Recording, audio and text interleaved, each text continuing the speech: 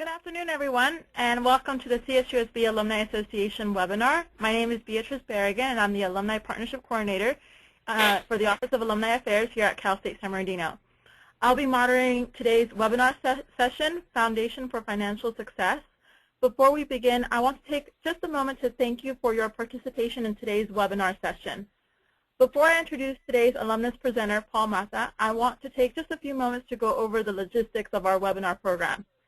During his presentation, Paul will be sharing with you his screen, which will feature a PowerPoint presentation. As we go along, please feel free to submit your questions to Paul, who will be answering the questions at the end of his presentation. To submit a question, you may use the chat box found in the GoToWebinar dashboard, which should have appeared on your screen when you logged into today's webinar session. Those questions which are not answered during today's live presentation will be answered via email. At the end of the webinar, Paul will share his contact information in case you'd like to contact him with additional questions after today's session. Also, I'll be sending you an email with a PDF version of Paul's PowerPoint slides, which will also be posted on the CSUSB Alumni website. Technology willing, we'll also be recording today's session for archiving on our webinars on our website later on. So to start off the presentation, let me introduce to you Paul Mata. He is a 1987 CSUSB grad, earning his Bachelor of Science in Finance. Since his graduation, Paul has enjoyed much success as a financial planner, working for large companies such as American Express, as well as for himself. As an alum, Paul has remained connected to and engaged with CSUSB. He served on the CSUSB Alumni Association Board, the Accounting Advisory Board, and the Business Alliance Advisory Council, and the CSUSB Philanthropic Foundation Board of Directors.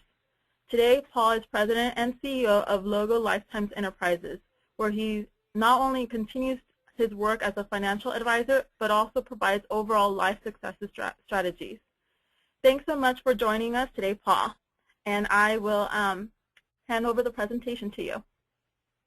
Well, thank you so much, and welcome everybody. Hope your afternoon is going well. We're going to be talking about today the Foundations for Financial Success. First of all, I'll just give you a little bit more background about myself. I'm a financial advisor and educator. I think that's one of my biggest passions. I do financial planning strategies for my clients, money management. I'm a business consultant and an entrepreneur. I'm kind of a serial entrepreneur. A lot of my friends tell me I have entrepreneurial ADD because I like ideas, and I look to see how do we monetize and make money on that. I'm also a real estate developer, and I think one of the biggest things that I like to do is I'm a philanthropist. I do like to support causes, and most importantly, I'm a job creator. I create a lot of jobs for individuals. That's really my passion. Well, what we're going to talk about today is a couple of simple steps to unlocking financial success. And since I've graduated from college, I've done a lot of different things, and have really studied specifically what do a lot of people that are my peers, what do we do to create financial success. So there's a couple of steps, and we're going to go over those.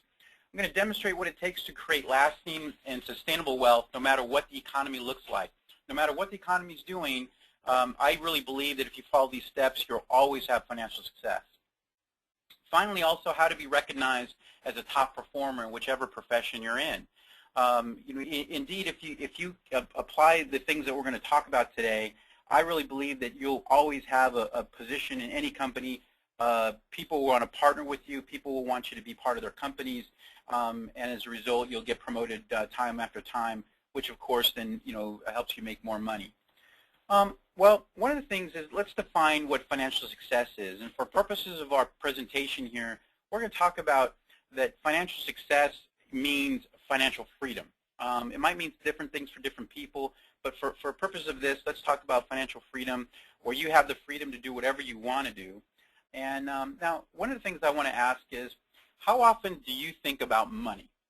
Well, probably all the time. I mean, we think about what we're going to eat for lunch, how much we're going to spend for lunch. And I got gas today and stopped by at the Shell station, and it was $4.33 per gallon. And I'm thinking, oh my goodness, I'm only going to put a couple bucks in because then I'm going to go to Costco and get a little bit less. So we think about it all the time.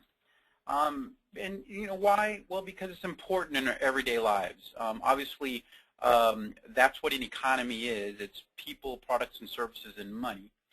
This is really why we go to school, and then ultimately why we work hard. So I would ask and suggest that if this is really true, don't you think you should become an expert on money, how it works, and what the wealthy do to attain it?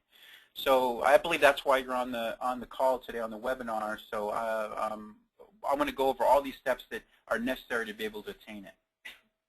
Well, let's talk about where do we get our ideas about wealth and money. Oftentimes, and for most of us, it comes from our parents. So we kind of think back, well, how did our parents handle money? Were they too frugal or too extravagant?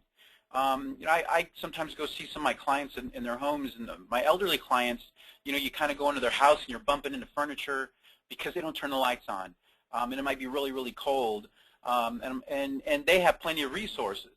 But the thing is that a lot of them were born out of the Depression era, so for them it's like, well, we might have money now, but we might not have it tomorrow.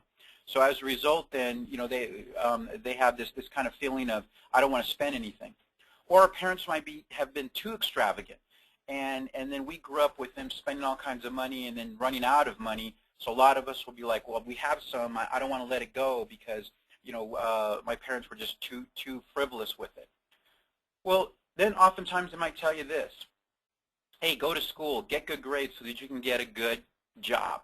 So, we hear it that way. Oftentimes we've also heard, hey, we don't have enough money, money doesn't grow on trees. No, we can't do whatever because we don't have the money. So you probably heard that quite a bit growing up. We also get our ideas about wealth and money from society. The media tells us how badly the economy is doing and what's happening in there, and that the unemployment rate is high, and we see the market rise and fall. And our friends are often complaining about financial hardships. I mean, every once in a while they'll say, hey, I got this job or what have you, but oftentimes they really don't tell you, how well they're doing financially. But you do hear about it when they're having financial hardships. Then, of course, there's our own self-talk, what we're telling ourselves, that it's hard to make money. We tell ourselves that. Or we see, again, that our friends aren't making a whole bunch, so as a result, we're telling ourselves, it might not be out there, it might not be in it for me. And there might be some struggles that we encounter, and ultimately, a lot of people that I know, they just kind of give up and say, well, I'm just going to do, this job, and that's probably all I'm going to be capable of. Well, I'm going to show you that you can do quite a bit more. Now, this kind of thinking leads to fatal errors that most have committed. Now, due to what most people have been taught about money and wealth, most people fall into a scarcity mindset, the thought that there's just not enough. And unfortunately, what this does is once that sits in, it doesn't allow your mind to grasp the possibilities of success. And it spirals into concentrating on the struggles and then giving up. Again, that once we just start hitting wall after wall, a lot of people just feel like, okay, well, I'm just going to give up, and I'm just going to stay in this job, and maybe I don't really like it, but at least I have a job. And when we're seeing that a lot of people are unemployed. So let's break that right now. So what are the steps to develop what I would say is an abundant mindset? And this is truly the foundation for financial success. I really encourage you to take very good notes and listen intently, because these are the things that I know that I've used to create all the different companies I had, and all my peers are doing exactly the same thing. And here's an interesting thing. We often talk about and say, well, if the economy or if one of our business went away or they took away all of our business, could we start up again? And emphatically, we always say absolutely yes, because we follow these steps. Well, step one is the fascination factor. This is tapping into what is really truly unique about you. What is it that's unique about you? And what I would ask you to do is to ask yourself, what do you do better than anyone else? And what are the things that you love to do? Now, I'm not just talking about, work-wise, hey, I'm a good accountant, or I'm a good financial planner, or I'm a good lawyer. But what are the things you love to do? Like for myself, I like to read, I like to exercise, I like to bicycle, I like to create new businesses. I like to dance, those kind of things. So So think about those things that you're passionate about, those things that you'll do even if you didn't get paid for it. So it's real important so that you can know what you're about. And then what energizes you? This is so vital because you want to find out those things that energize you so that and continue doing those things. What gives you life? For example, for me, I love teaching people. I love seeing them have financial success. That totally energizes me, and that's what wakes me up in the morning. On the other side, what drains your energy? You know, do you know those things that you might do well, but you just really don't like to do? Like one of the things that I minored in was in accounting. I mean, I had one more quarter and I would have sat for the CPA exam. And so I'm good at accounting, but I don't like it. It drains my energy. So I try to avoid it, and I'll just try to find somebody else that can do it. The other thing that I know I'm not good at is I'm horrible at organizing. So I have somebody else to help me with that because that completely drains my energy. So find out what's really unique about you. Step 2 is, who are you? Don't discount what you do well, but also think of a word that describes who you are. What is that one word? What comes to mind? For example, if I were to say communicator, who comes to mind? Well, it's probably Ronald Reagan, the great communicator, just celebrated the anniversary of his birthday just yesterday, his birthday. What if I said innovator? That's a little bit easier. Innovator, if I say innovator, you think Steve Jobs, because he's a great innovator. And then if I were to say evangelist, you know, right away Billy Graham comes to mind. So think about that one word that really categorizes and characterizes who you are, and then show up that way. So if one of them, again, is communicator, show up communicating well. If it's being an artist or creator, show up wherever you go being that artist or creator. So let's think about this. How do you do this? What do you need to do? Well, the first step that I would talk about in who are you is email 5 of your closest relationships and ask them what they think your strengths and talents are. You know, the hardest thing to do in this case would be to click send, because you know you really want them to be honest, and you want to find out how other people perceive you. That's an important aspect. So what is it that you're all about? Now, here's a key thing, and this is one thing that I didn't learn when I was in college, quite frankly, is we always think about, you know, what are the things that we don't do well at, and try to elevate them. Well, here's what I would say. Don't focus on your weaknesses. Absolutely do not. Whatever you don't do well, don't try to make them better, but rather focus on what your strengths are and elevate those. In fact, if there's some things you don't do well, like in my case, organization, delegate that. Get somebody else to do that. Another thing that I can do, but it totally drains my energy, and quite frankly I don't do really well at it, is yard work. I think it's because my mom always put me out in the yard and I had to pick weeds, and I hated every minute of it. So when I thought, okay, when I'm have my own home, there's no way I'm going to do yard work, and in fact that's what I do. I pay somebody $130 a month just to keep my lawn manicured. And you know what? It makes me feel better because I'm spending my time doing some of those things that I really love to do. But additionally, I'm helping somebody else's economy. So it's important just to go ahead and delegate your weaknesses. But become an expert at what you're passionate at. What are you passionate about? What is it, again, that you love to do, and become expert at it. Learn as much as you can about what fascinates you. I was doing a seminar, and I asked a lady, I go, well, what do you really love to do? I mean, what are you really passionate about? And she says, well, I like to relax. I'm like, perfect, because I work so much, I need to know how to relax. And I told her, you become an expert at relaxation, and I will pay you, and there will be people who pay you for that information. So learn as much as you can about what fascinates you. In fact, Malcolm Gladwell says that 10,000 hours of practice makes you an expert at anything. Well, really, even a little bit, if you know a little bit more about a certain subject than somebody else, then you're an expert. Now, one of my goals for last year was to learn how to ballroom dance. And I did it for a couple of reasons that I'll bring up in a minute. But one of I didn't know anything about it, so obviously my confidence level was very low. I was very fearful about it. But after a few lessons, my confidence level went up. And then I saw one of my friends. I say, hey, do you know how to salsa or tango? And he says, no. And I told him, I can teach you. So compared to him, I was an expert because I had a few extra lessons. But find out what really fascinates you, learn as much as you can about that, and now you can become an expert and show up that way. That's who you are. Now, step 3, know what you want in life. So vital. I know that you've heard this lots of times, but here's a tool that I want to share with you that myself and a lot of my peers use to try to find out what we want in life.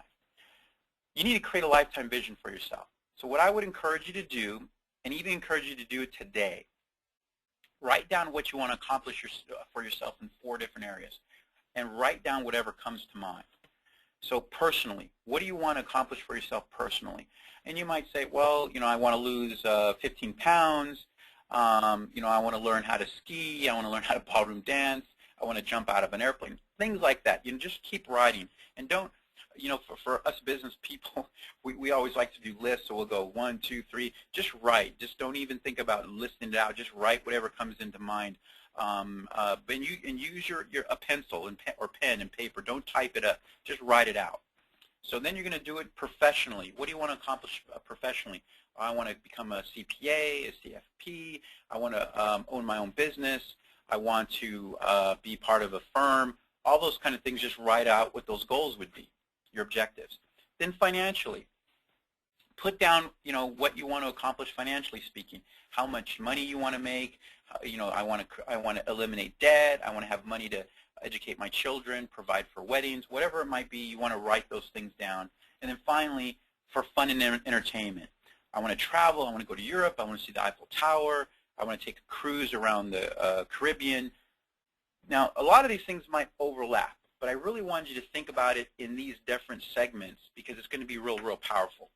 Then, as you look at them, start circling the ones that you want to complete in the next 90 days, in the next 12 months, and the next 3 years. Identify those things. And once you've identified those, then identify the action steps that will lead to those accomplishments over the next 90 days, 12 months, and then 3 years. Now, here's one thing that I'm fairly certain you've not heard, but it's extremely powerful. Finally, I want you to create a vision of what you want in your life to look like in 20 years.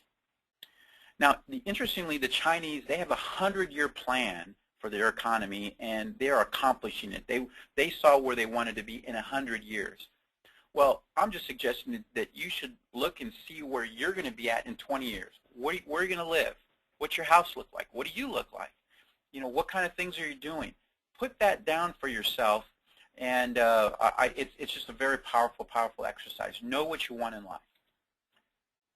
If you think you can do a thing or you think you can't do a thing, you're right, Henry Ford. So indeed, just put down what you want to accomplish, and because you'll be able to see it, I really believe that you'll be able to accomplish it, and that's one of the steps that myself and a lot of wealthy individuals have done. Now, step 4, so important, learn how to communicate well. It's vital. We're in an age that communication is really key and key. Now, how do you do that? Here's an interesting aspect. Learn how to sell. Everybody is selling all the time. You've got even educators, they're selling a concept that they're teaching. Doctors have to sell a patient on a certain protocol or procedure, and absolutely everything that you do in life, there's sales. I mean, you're going to the store, buying something, you're going to buy a trip to Hawaii, whatever it might be. There's always sales being done. Well, to sell something effectively, then you need to communicate well. So I would suggest reading some books by like Brian Tracy or Zig Ziglar, or even Andrew Carnegie's How to Win Friends and Influence People. It's kind of a funky title, but I remember reading it years and years ago. It was written probably, I think, in the 30s or 40s, but chock full of a lot of good information on how to communicate. Now, one thing that you could do to learn how to speak is attend and participate in Toastmasters. There's some all throughout the community. But also join and become a leader in clubs or associations that interest you. When I was a student at Cal State, I started and was part of the inauguration of Latino Business Students Association, and I was its president. I was also part of FMA. I was a vice president there, a vice president of about 3 or 4 other clubs. Now, when you're a leader in a leadership role, it compels you to have to learn how to present, because you go in front of local community groups or other associations where you're either asking for funds or you're presenting what your club or association is all about. So I strongly encourage that. Not just become part of these associations or groups, but become a leader. And then learn how to present well. Now here's an interesting, I'm not suggesting that you do this, but this is what I did when I was in college. I actually sold Amway. And that was an interesting experience in itself. But in my early years of college, it really helped me because, for one, they gave me all these books to read. You know, they said, hey, read How to Win Friends and Influence People, Think and Grow Rich by Napoleon Hill, and The Magic of Thinking Big. You know, all these kind of books that were really critical. But it also enabled me to learn how to present, because I had to present in front of groups, in front of individuals, and it was very scary because you're trying to convince them, hey, that I've got this good product or whatever it might be, and you should get it as well. But that was extremely good education for me, because it helped me you know, later on in my career. Now, the other thing is increase your vocabulary. You want to be able to not speak in textese, you know, short, small sentences. You want to enunciate and be able to speak properly and be articulate. Now, how do you find that out? Well, when I was growing up, I had these flashcards that had these little, you know, $12 words, and so I just practiced those. But now we even has a game. It's a vocabulary game. So do those kind of things: crossword puzzles, Scrabble, all that kind of stuff helps increase your vocabulary. And here's a little secret. Business owners and salespeople, they make the most money. Now, when I graduated from Cal State, I did very well, and so the company I was with, which was a major retailer at that time, they wanted me to come work for them. And I thought, I kind of know how much the managers make, and I'm not saying this to be all grandiose, but just to make a point. Is that when I know how much they make, you know what, that's not enough. If you ask somebody's in sales, like real estate sales, you ask them, well, what's the top level that I can make? They're going to say it's unlimited, and that really is the case. So you really need to think in terms of that as well. All right. Now, step 5. This is very critical as well. It's a big, big step, because every time you embark on something, there's always going to be struggles. And this is what I would say to you: welcome the struggles. They're there to instruct you. They're there to prepare you. And you think about this too, is that a lot of individuals, and we see this all the time, that have grown up with silver spoons in their mouths, they end up going into and having problems with drug addiction and maybe even just laziness. But for a lot of us, particularly those who went to Cal State, I mean, we had to struggle. I mean, I had to work full time. Visa paid for my education, you know, my credit card, all that kind of stuff. And so it was tough. But I was able to get out of there and actually go work for American Express right out of the gate. And even now, whenever I encounter struggles, and there always will be in business, I kind of welcome them, because I know that they're there to instruct me so that I can go to another level. Now, here's the thing is, when they come, don't quit. Don't give up. Even if you're in a situation where you're in a company and you just cannot stand your superior, they're there just hassling you all the time. And so the inclination is to give up and just say, forget, I'm going to quit and go somewhere else. Well, what I would suggest is don't do that. They're truly there to instruct you, to help you actually mature and be a better individual, better business person, because you're going to encounter these kind of situations all throughout your business career and whatever profession you're in. So don't give up, and be loyal. The worst thing you can do is jump from one job to the next to the next. So how do you make sure that you're in the right spot? Well, remember, step 1 was, what are you fascinated with? Align whatever you're going to do, profession or otherwise, or work experience, with what you're really passionate about. I mean, if you just cannot stand accounting, then don't go to work for a company that's all they're going to have you do. You need to really align what you love, and so that you can be loyal and show this longevity there. You know, I worked only at probably 3 different companies before I created my own company. So, you know, loyalty is very, very key, particularly in today's economy and world. The other thing is that storms always pass. And here's one of those words that I learned that I love. It's a $12 word called equanimity. Now, equanimity means peace in crisis. Just continue to persevere, have this peace, even though that there's a crisis situation on, and try to determine what is this storm trying to teach me. And here's one thing that you always know, is storms always pass.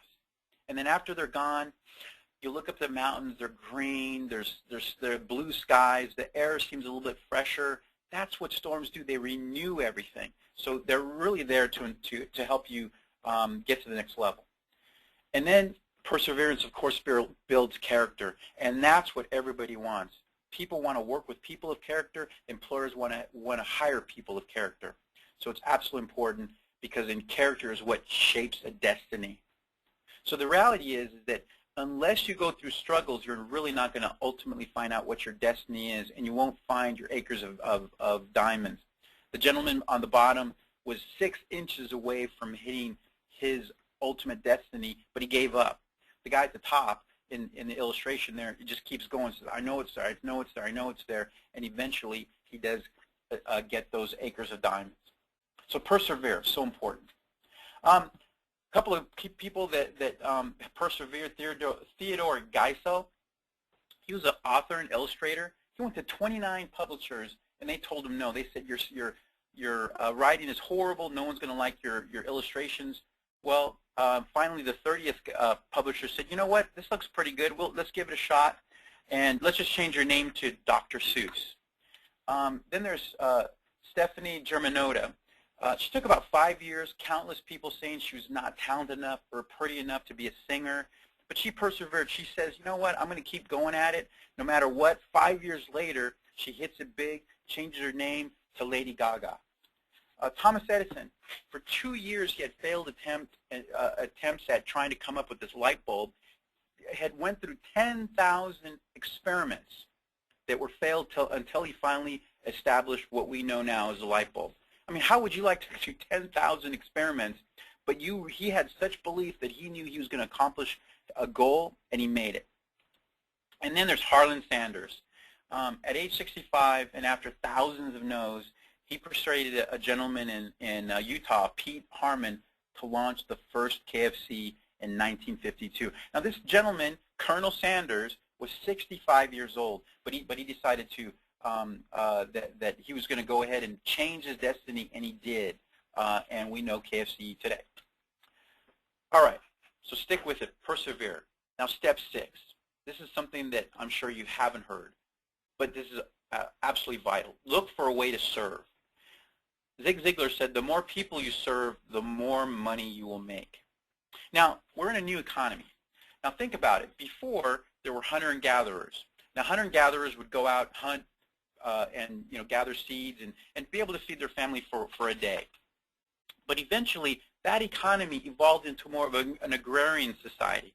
And the agrarians, the farmers were, scratching the ground, putting seeds in, and I'm sure that the hunter-gatherers were looking at him, scratching their heads, saying, what is he doing? How is he going to be able to feed his family for that day? And then he would see him coming back, watering it, pulling up the weeds. But eventually, there was a harvest. And the harvest came out, and then the farmer was able to eat that food and then take some of it and actually sell it and then go buy meat. So what happened is that if the hunter-gatherer did not change the way they did business, they died out, and it established our agrarian society. Well, then the agrarian society turned into an industrial age. Now, if you grew up on a farm, one of the strategies that farmers had was that they just had a bunch of kids. The more kids they had, the more hands they had to work the farm.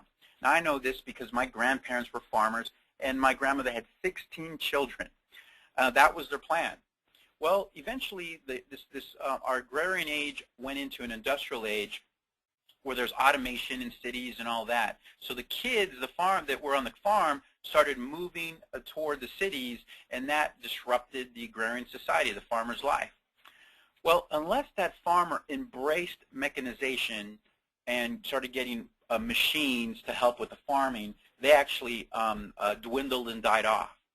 So this whole industrial age kind of took the place of that. Well, now we're going into another age. We're going from an industrial age to an information age. And the more people you can touch with this message, the more people you can serve with that message, the more money you will make. You know, think in terms of, like, you know, quite frankly, even our president. He's a great communicator, President Obama, and in fact, he reaches and serves the whole nation, so he has a phenomenal message. Now, people's voices have been deadened by all the noise they heard from the media. Before, it was like Madison Avenue would tell us, hey, buy this, eat that, wear this, drive this, you know, all that kind of thing.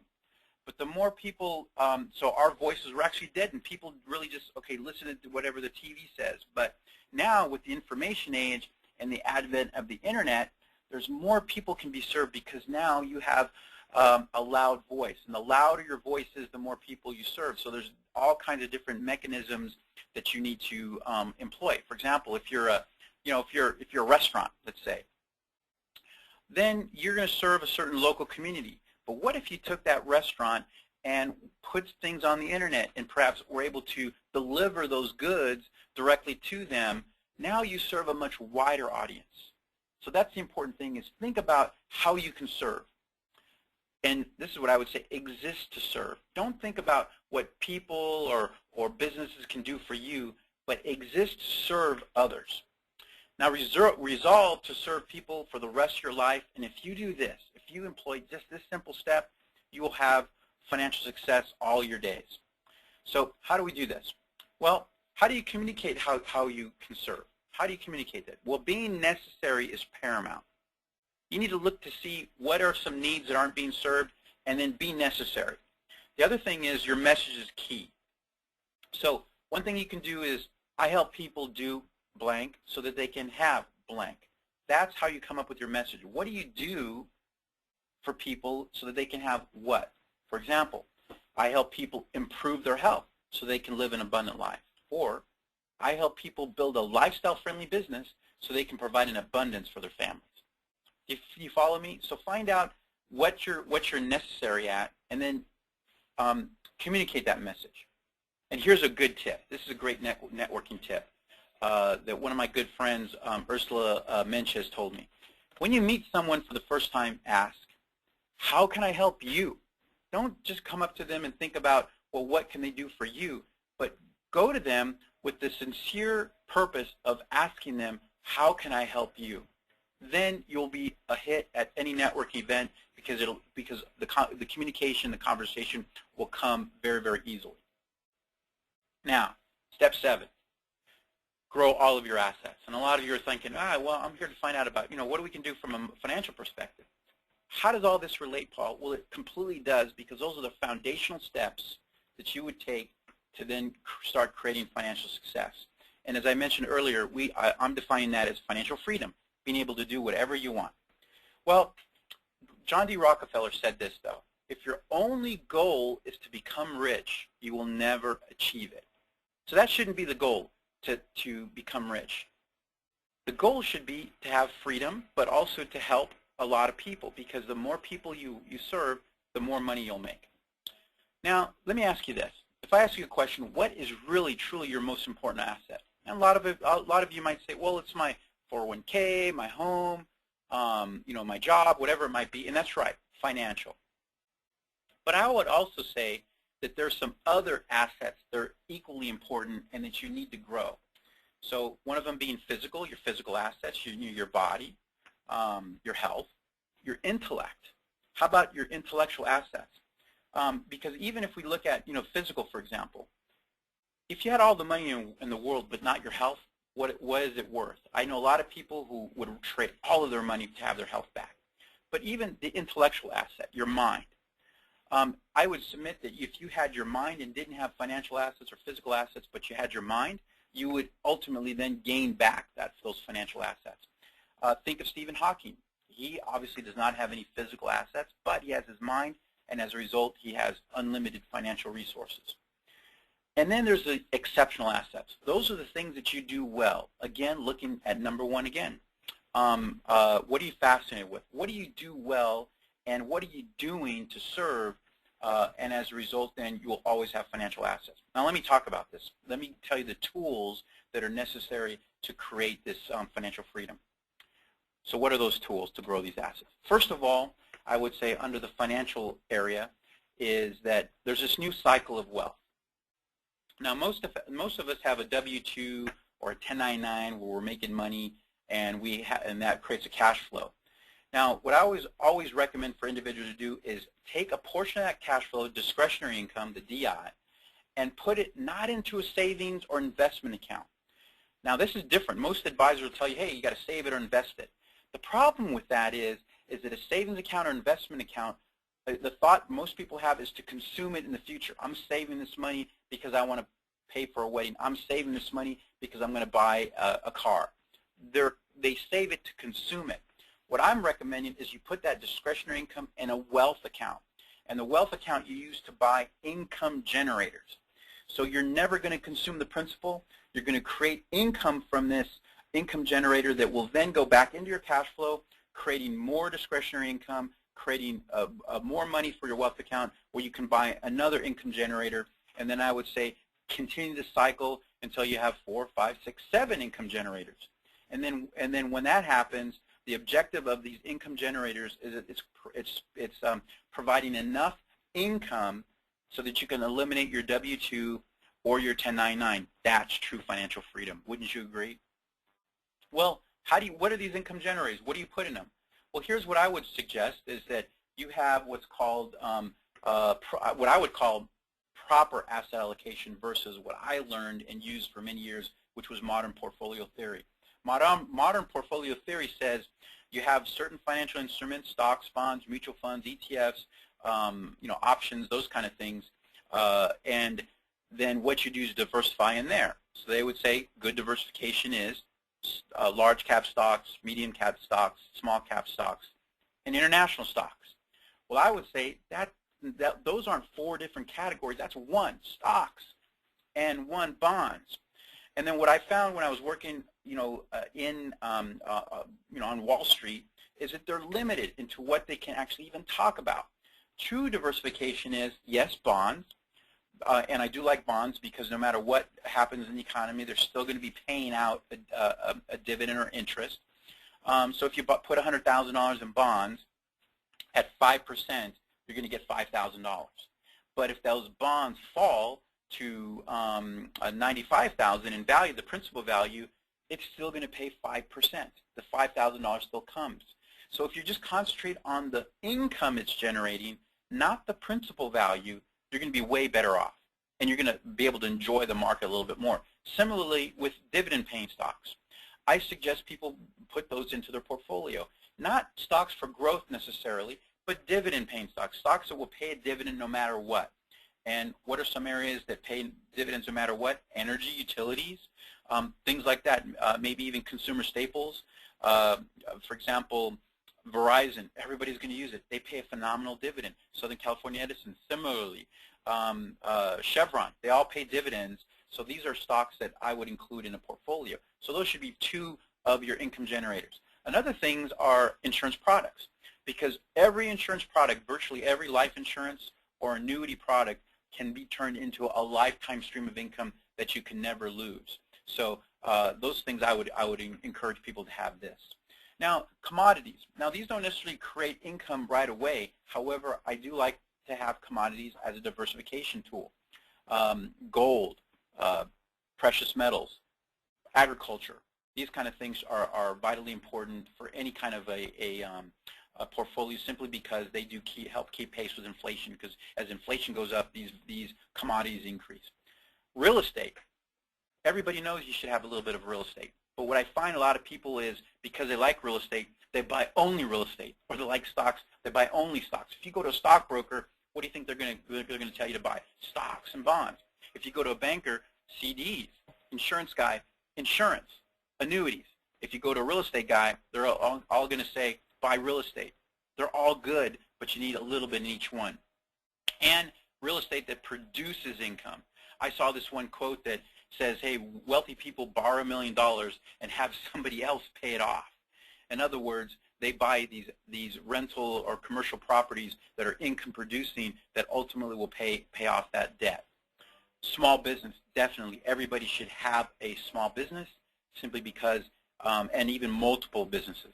And then for those later on, as you start making more money, you need to reduce your income taxes. Oil and gas partnerships are phenomenal for that. But once you have a well that is producing, it will continue to produce, and you get income off of it, oftentimes for decades and decades. So this is the kind of thing that you do financially to properly allocate your assets. But what are some other tools? Now, here's some other tools that you probably hadn't thought about before. Now, one of the tools is work on your physical assets. That's right, your body. Now, this makes sense. Everybody kind of does this. But you need to move and exercise. Now, how does that correlate? How does that make money for you? Well, let me tell you this. Some of the physical benefits of movement and exercise is you have improved energy, better balance, better strength, better focus, and you sleep better. Well, how does that really translate into money? Well, I had challenged my coworkers that we were going to go ahead and really get more physically fit. I hired a personal trainer, and we all went to a boot camp, and after 6 weeks, we were going to measure and see who lost the most body fat. And so one of my colleagues, Ben, who was also a Cal State grad, he lost the most. And I said, well, Ben, it's because you're younger, you have more metabolism. Your metabolism is faster. But I still was able to lose throughout this challenge about 37 pounds of body fat. Well, here's the thing. Not only did I feel better and look better, but what I found was that performance improved across the board. Everybody was doing better. Everybody had more focus. And as a result, we actually made more money because we got more things done.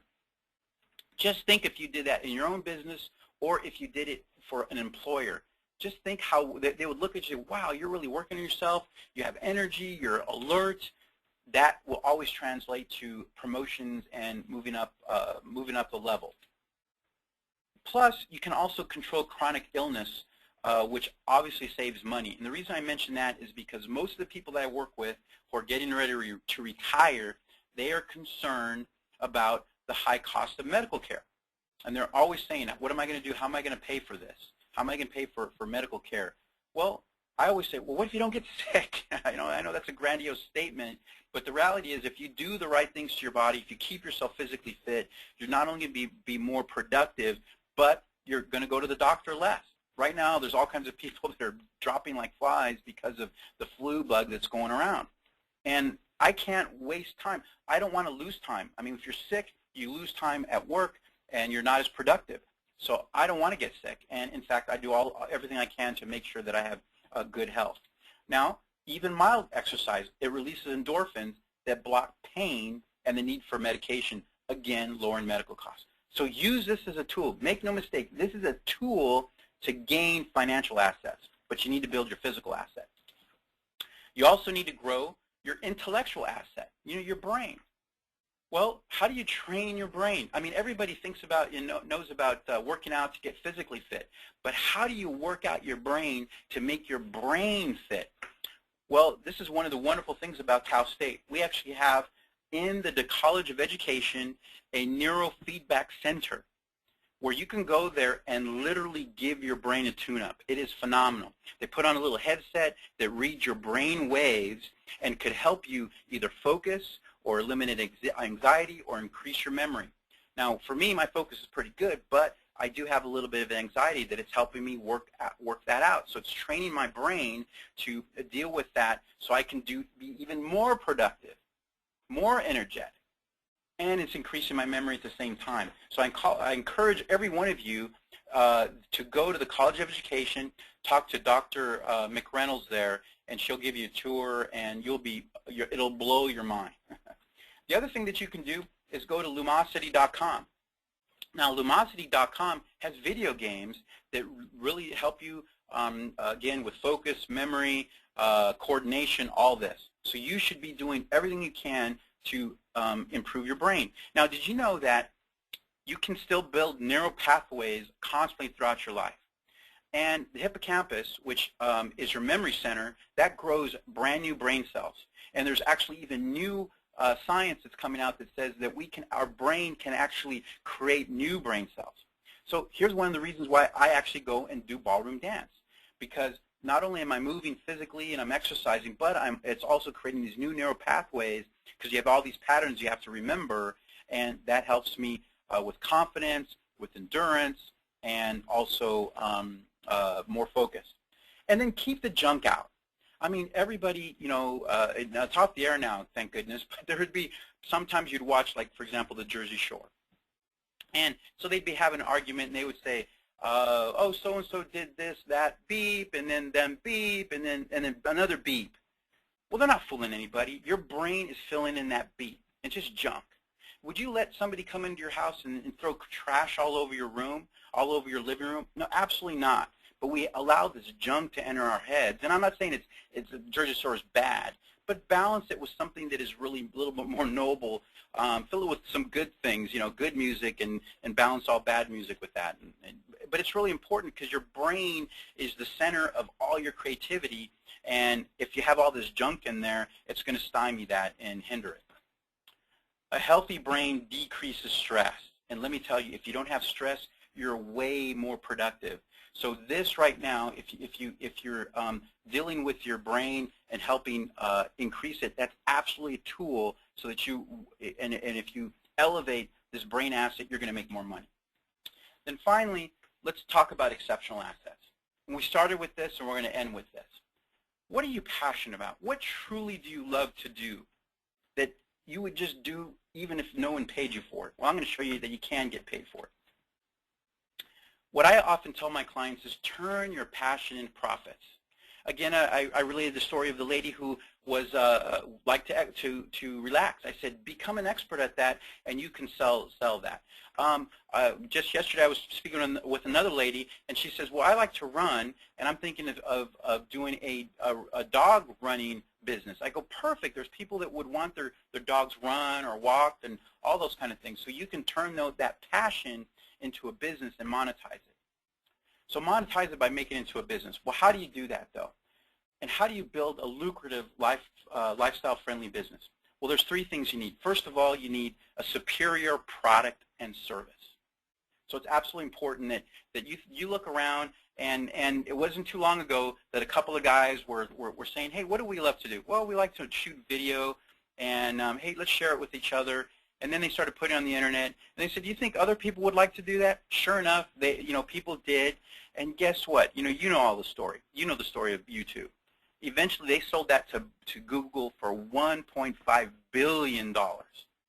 So they just thought up something that no one else had thought of, and they were just interested in it, and they turned that into a very lucrative business for themselves, and now they have financial freedom for the rest of their lives.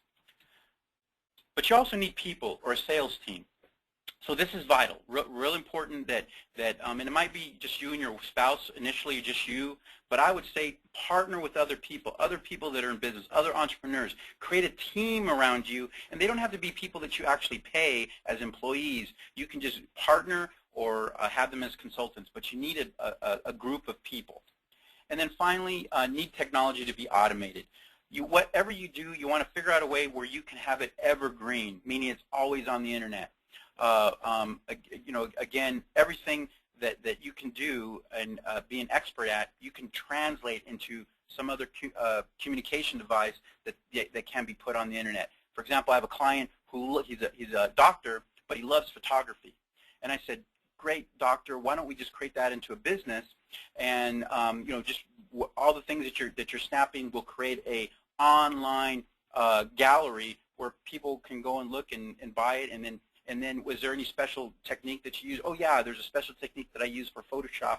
I said, why don't you write a book about that? Because I bet you people are going to want to learn about that. All right. So it's a whole lot of information, but these are truly the foundations to financial success. And if you follow these steps, I can literally guarantee you will have indestructible wealth, wealth that you can never lose, wealth that will always come your way. Step one, the fascination factor. What are you expert at? What do you love to do? What are you passionate about? Step two, know who you are. What's that one word that defines what you're all about? Step three, know what you want in life. Have that 20-year vision of what you want your life to be and look like in 20 years. Step 4, learn how to communicate well. Increase your vocabulary. Learn how to speak, present, sell. And then step 5 is persevere. Don't give up. No matter what happens, embrace the struggles, because the struggles are absolutely there to train you, to teach you something that you're going to be able to use in the future. Step 6, look for a way to serve. The more people you serve, the more money you make. Don't think in terms of what's in it for me. Don't just simply look for the dollars, because they'll come. I assure you, they will come. But look on how you might be able to serve, and then you'll just watch those dollars roll in. And then step 7, grow all of your assets. Not just your financial. That's going to come. But the big tools are improving your physical asset, your body, your physical asset, your intellectual asset, your brain, and then ultimately, what are you exceptional at, and then do something with that.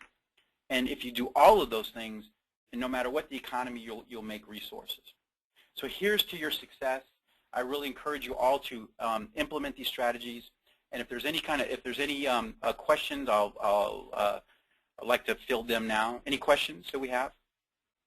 Yes, we do. We have one question, and I asked everyone if you have any questions for Paul, just please submit them on the chat box that's on your dashboard. So thank you so much, Paul. And the first question is, in your opinion, what should a person have before taking the step forward, opening their own business and becoming a business owner? Should it be a large financial investment, a large amount of experience in the industry, existing clients, the passion and idea and service, and willingness to take on the risk?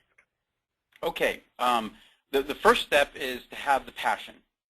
Because if you have a passion, then, again, the money is going to flow, because you'll be able to present your ideas, you'll give a pitch, and then people will be able to say, wow, I really like it. But passion is one thing. The next thing is you really do need to have a plan. You know, who would build a house without having a blueprint?